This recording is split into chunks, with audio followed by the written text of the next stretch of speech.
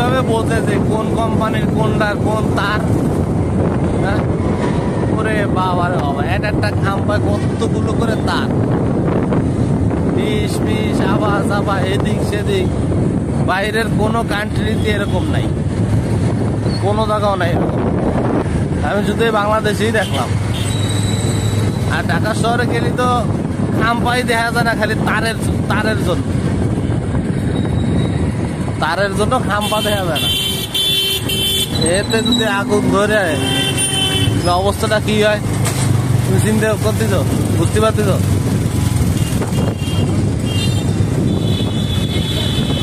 এটা যে একটা শহর, সৌন্দর্যটাই নষ্ট করে ফেলে। কারেন্টের খাম্পার দিক তাকালে